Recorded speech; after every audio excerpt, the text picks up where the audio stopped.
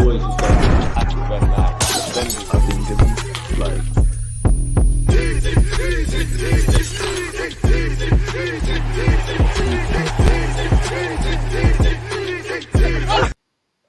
The grind don't stop, so how could I? People deluded, I'm back again. Now, allegedly, Arsenal have found a new goalkeeper that potentially could replace Aaron Ramsdale. We've been linked with Bakayoko, Nico Williams, Oshimen, Rabiot, even Neymar, people, and a bunch of other stuff. As we know, 99.9% of these rumours are BS, but it makes for great talking points as we wait for Arsenal to officially sign someone. If you give me a second, people, I can share my screen and we can get exactly into everything. Now, again, some of you who watch Serie A, you know, actually, that's why I think there's a bit of substance, because we bought Tomiyasu and Kirio, and I hope where Riccardo Calafori is concerned, if you've been watching Serie A, you know, you would have seen Bologna qualify for the Champions League, and he was a shining star in and amongst Thiago Motta's squad. And if he was a terrible kept secret to the Italian supporters of that division, the world, or at least other European nations, have been alerted, because he's carried on that fantastic form that he had at Bologna, and he's taking it to the international stage with Italy. And like clockwork, as I said, we've signed players from Italy before in recent years under Mikel Arteta. We hear specifically that we're looking for a left back. Yes, he's a centre half, able to play at fullback, and I like him. I'm actually in the process of doing a video on him for you lot from a tactical point of view. But apparently Arsenal, one of the many clubs showing interest in Bologna defender Riccardo Calafori. However, at the moment, it's not a negotiation. So we might be showing interest, putting the feelers out, letting our interest be known, potentially indirectly speaking with Bologna or his advisors, and seeing his willingness to A, not only leave the Italian division, but Bologna, and B, join Arsenal Football Club. As I said, we've been linked with players and signed players from Italy before, and, you know, we could do a lot worse. I think he'd be a great left-sided centre-half option and could provide real, proper competition for Gabriel, and he'd be great at left-back in this Mikel Arteta system. And I think with him, Timber and Tomiyasu, pick up Kirio, there'd be a fight there. However, it says there's no negotiation. Now, there were some rumours he could have been available for 20 to 30 million pounds before the tournament. You'd imagine his price tag is shooting up, obviously, because of his exports currently for Italy. And again, apparently Juventus are also interested. He's actually been linked with Tottenham Hotspur for the best part of a year as well. So make of that what you will. Again, articles are saying that, you know, Arsenal and Spurs and many other teams are willing to do battle. And Liverpool's actually been name dropped there, people. You know, he's actually done well, really. You know, I think 2018 he had a serious injury where doctors said he might not be able to walk again, let alone kick a football. And it's fair to say he's overcome that, people. So yeah, he's been linked with a lot of clubs, people. Last season, it says they played 33 times and scored 2 goals. I'm pretty sure those 2 goals came in the 3-3 against Juventus, which was a crazy game. And it also says Juventus target Arsenal defender. Again, Calafori is under contract until 2027. And apparently the Italian side have no plans to sell him. And you'd imagine between him and Josh Rezertsky, they're braced for interest, but you'd want to keep them and retain talent going into the Champions League. And Thiago Motta's, their managers, left and gone to Juventus after turning around their fortunes, really, and helping them qualify for the Champions League for the first time since, I believe, like 1956 or something crazy like that. So yeah, and like clockwork, you know, Kirio is forever linked with moves to Italy. If it's not AS Roma, it's AC Milan. If it's not them, it's Napoli. And he has again been linked with Juventus. Obviously, if we were to sign Calafori, then you would imagine, you know, we need depth. And in terms of a body, I want to keep Kirio, but someone that struggles for first team football might struggle even further. So Juventus have been linked with him. Apparently, we would consider offers of around 17 million euros, which equates to 14.3 million. I disagree with that because, again, it seems like he's got interest. Obviously, we haven't brought a defender in, and it doesn't make sense to sell Kirio at a loss. And again, rumours and what's actually going on in the world of football, as you guys know, are very different things. But whether we sign these players or sell these players for their prices or not, but the price tags we've put on Nelson, on Smith Rowe, on Nketiah, on Ramsdale, you know, it's about time we started doing things like that. So it's clockwork, really. And it still mentions AC Milan's interest in the individual.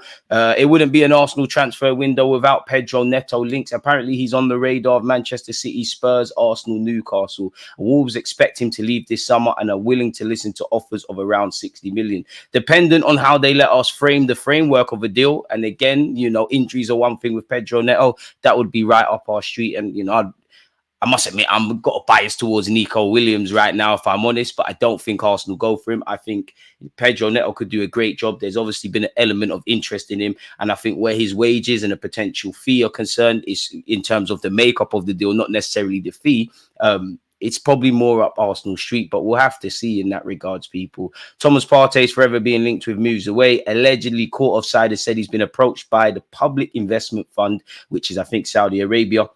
According to sources close to court offside, the group has indicated its eagerness to negotiate personal terms for potential transfer this summer, with Partey open to proposals. Now, again, provided we bring a central midfielder in that, has somewhat near the qualities of Partey, but is fit, I'm all for that. Crucially, though, Arsenal have not received any contact, so any pending move is going to have to wait, I guess. Again, we've been linked with a goalkeeper, João Garcia, apparently Gerard Romano, who tends to, be one of those ITKs with Barcelona news, and this individual will be playing in the 2024 Olympic Games. Apparently, he's a future goalkeeper of Arsenal. Now, he's Spanish. I wonder if Inaki Kanya, our goalkeeping coach, knows him and provided a recommendation. Who really knows? Some say, I know nothing about him. Some say he's 5'11". Obviously, goalies, you can be as tall as you want. Shea Given wasn't the tallest, but 5'11" doesn't really, strike fear into strikers, I would say, people. And apparently he's attracting interest from Arsenal and Spurs following a successful campaign in the second division of Spanish football. He played 21 times, kept 12 clean sheets, and he's a 23-year-old man. He's contracted until 2028. Several clubs have been monitoring his situation, allegedly at the newly promoted Espanyol. So we'll have to see. It's very easy to link Arsenal with goalkeepers for obvious reasons. Spurs are said to have held talks, but it doesn't say there's been any bids. And again, we need a number 2 goalie. You'd imagine he'd be significantly less than, some of the guys that we're linked with. And obviously you sell Ramsdale at a premium, you bring him in for significantly less, the balance sheet looks all right. But again, we've been linked with many a goalies. I've never seen him, but Spanish goalie, you'd imagine, kind of in line with what you see with David Raya and that ethos with Mikel Arteta. He must be from that school of thought, people. Romano has spoken about Oshimen. I must admit, and let me know your thoughts. I'm bored of the Oshimen stuff, but, I've got a duty to, to bring you lot everything that I see at the time of making the video. Romano has said, another striker we continue to hear a lot about is Victor Oshimen, but the reality is it still looks quiet on this story. I think this is a situation we have to follow in July/August, rather than this week, even if there have been some rumors about his asking price changing. So it's a game of poker where his future is concerned. Napoli are never an easy club when it's time to negotiate, but for sure the expectation of all parties remains the same. Oshimen is expected to leave Napoli this summer. This is not the case with KK, who had a great game for Georgia. However, new manager Antonio Conte making it clear he wants the Georgian playmaker to stay at the club. But with Oshimen, let's see what happens later in the summer, as I expect he still has good chances to leave. Then he's gone on to say, long story short, if Napoli do sell Oshimen, they may get a clearer idea of what they want to do about Lukaku, who's been linked with AC Milan. So we'll have to watch that one there. Once again, it's been labelled as a possibility, allegedly. Romano has said, in this moment of the market, keep an eye also in England, because Oshimen could be a big possibility. If Napoli changes the price of Victor Oshimen, there could be a big possibility for other clubs to enter. For example, Man United are looking for a striker. We know about Joshua Zirkzee, and this is a battle with Milan, but also Arsenal are looking for a striker. Will they go for a striker? Will they go for a winger? What they decide to do in terms of a plan, keep an eye on many clubs for Oshimen. So nothing really new under the sun there. Once again, Conte indicated that they could leave. He could leave Napoli, people, where Oshimen is concerned. As far as Oshimen is concerned, just as I know very well about the situation of Cara, Di Lorenzo, and Guisa Lobotka, of which I have placed an absolute veto. Having said that, I know what the situation is regarding Oshimen. I know there are agreements. This is the situation different from all others. I can only assist. He's a player of the highest level, exceptional, but I cannot enter into any discussions because it's part of previous agreements which have been clearly stated to me. So there you have it, people. It seems like the other players, you have to stay. And everybody's got a price, but Oshimen's the one I kind of expect to leave. Again, I'm no in ITK, but it didn't take a genius to work out that Arsenal's interest in Guirassy was probably overstated. Apparently, he's rejected the chance of joining Arsenal and has decided to stay in Germany and sign for Borussia Dortmund, folks. Arsenal, Chelsea, and Manchester United were all credited with the interest in the 28-year-old who hit 28 goals in the Bundesliga last season, which is impressive. Allegedly, again, it wouldn't be a transfer window if we wasn't linked with Rabiot. Allegedly, we're in a three-way battle to convince Rabiot to sign for us. He's one of three clubs. Aston Villa and Manchester United have also been dropped in it and apparently have all held initial targets. Apparently, Rabiot is not Arsenal's top target for a replacement for Partey. Both Martin Zubimendi and Fofana have also been mentioned as possible targets. Again, we have to take these things with a pinch of salt.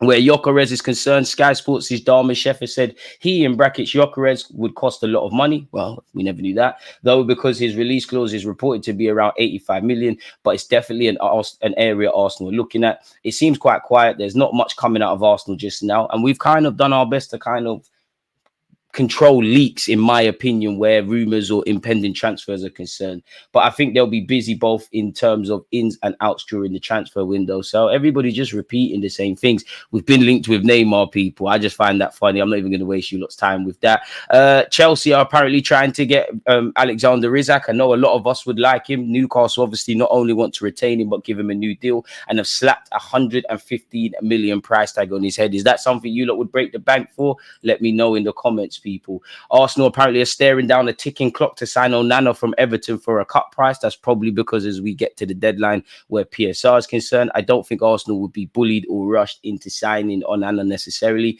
I think there's an admiration for his talents, but I don't think it's an absolute must at the football club. Nonetheless, the 22-year-old is forever linked with us, and there clearly is a degree of admiration for him, and he's done okay for Belgium, in my opinion, in underwhelming Euros campaign. I would say out of the bigger nations, apologies, Belgium have been poor, Holland look a bit shaky, and to describe England under Gareth Southgate this tournament as terrible would probably be praise at this point. Again, Nico Williams, I'm very pessimistic, but apparently according to Romano, we're facing a problem in the pursuit of him, people. The problem for Nico Williams is the same for all clubs. They don't want to pay this crazy money, so it has to be a good opportunity, and at the moment I can guarantee that Arsenal are aware of the situation of the release clause for Nico Williams, but are not in concrete negotiations as of today for Nico. And you'd imagine Bilbao want to keep him, they pay him handsomely.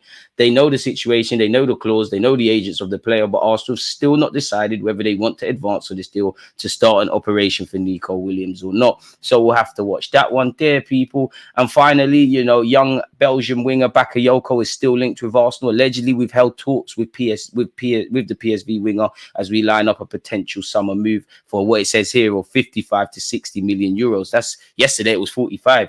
Arsenal's interest seems to be the most advanced at the moment, as Mikel Arteta is driving their interest in Bakayoko. And it's also said Liverpool would like him potentially to long-term replace Salah, and Luis Diaz is subject to speculation. Raheem Sterling at Chelsea hasn't worked out as well. So it's easy to link us with these clubs, with these players, with these clubs, but nobody really knows. So with that being said, people, let me know your thoughts on everything discussed, any pending news that comes out. Obviously, I'll get videos out for you lot. Turn on your notifications, leave a comment, and don't forget to like and subscribe if you haven't. Most importantly, once again, thank you. Stay safe, stay blessed. Peace.